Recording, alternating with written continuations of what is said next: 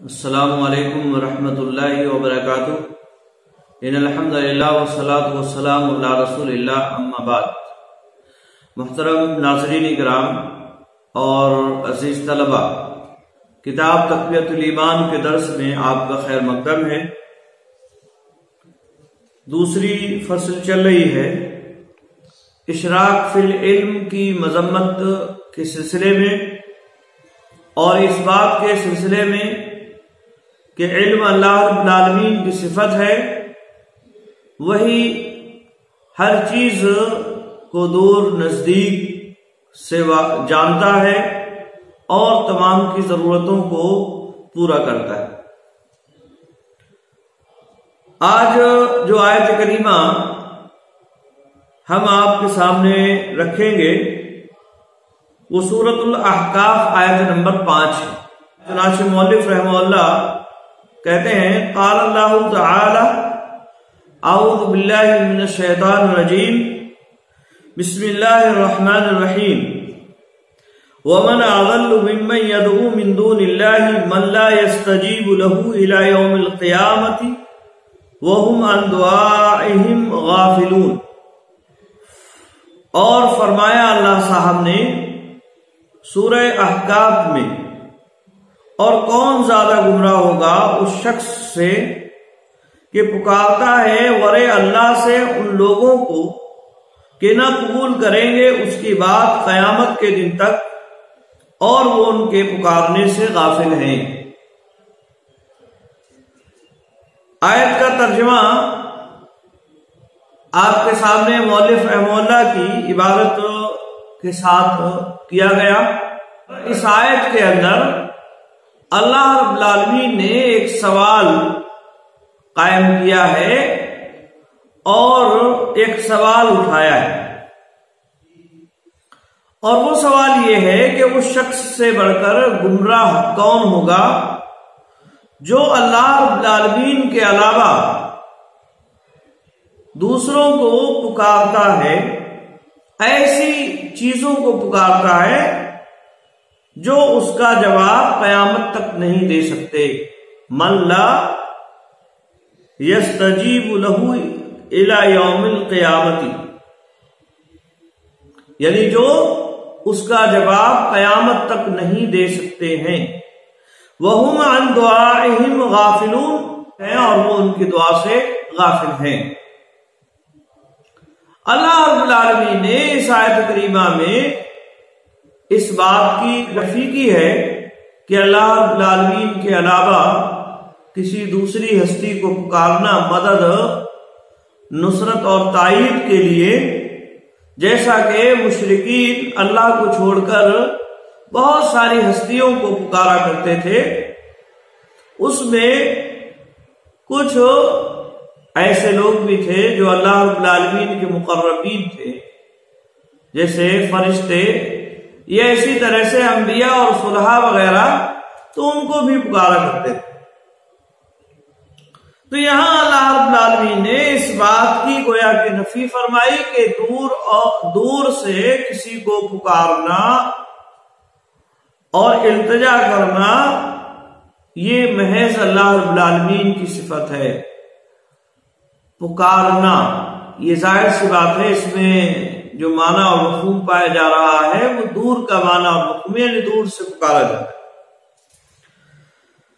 چنانچہ مؤلف رحمہ اللہ نے فائدے کے تحت ذکر کیا ہے، یعنی شرک کرنے والے بڑے احمق ہیں کہ اللہ سے قادر علیم کو چھوڑ اوروں کو پکارتے ہیں کہ اول تو وہ ان کا پکارنا سنتے ہی نہیں اور دوسرے کچھ قدرت نہیں رکھتے۔ یعنی ایک تو یہ کہ وہ اللہ رب العالمین کے علاوہ جن کو پکار رہے ہیں وہ ان کی باتوں کو سنتے ہی نہیں، دوسرے یہ کہ کچھ قدرت نہیں رکھتے ہیں، اگر کوئی قیامت تک ان کو پکارے تو وہ کچھ نہیں کر سکتے۔ اس آیت سے معلوم ہوا کہ یہ جو بعض لوگ اگلے بزرگوں کو دور دور سے پکارتے ہیں اور اتنا ہی کہتے ہیں کہ یا حضرت تم اللہ کی جناب میں دعا کرو کہ وہ اپنی قدرت سے ہماری حاجت روا کرے، اور پھر یوں سمجھتے ہیں کہ ہم نے کچھ شرک نہیں کیا اس واسطے کہ ان سے حاجت نہیں مانگی بلکہ دعا کروائی ہے، سو یہ بات غلط ہے۔ اس واسطے کہ گو اس کے مانگنے کی راہ سے شرک ثابت نہیں ہوتا، لیکن پکارنے کی راہ سے ثابت ہو جاتا ہے۔ پکارنے کی راہ سے شرک ثابت ہو جاتا ہے کہ ان کو ایسا سمجھا کہ دور سے اور نزدیک سے برابر سن لیتے ہیں، جب ہی ان کو اس طرح سے پکارا۔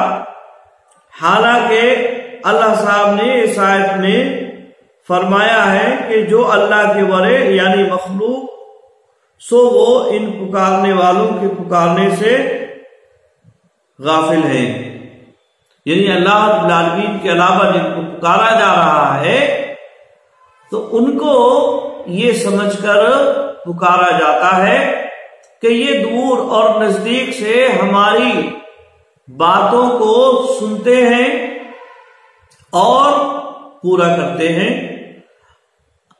اسی طرح سے بعض لوگ یہ سمجھتے ہیں کہ یہ ہماری باتوں کو سنتے ہیں اور اللہ رب العالمین سے دعا کرا کر ہماری باتوں کو پورا کراتے ہیں، ہماری حاجتوں کو پورا کرا دیتے ہیں۔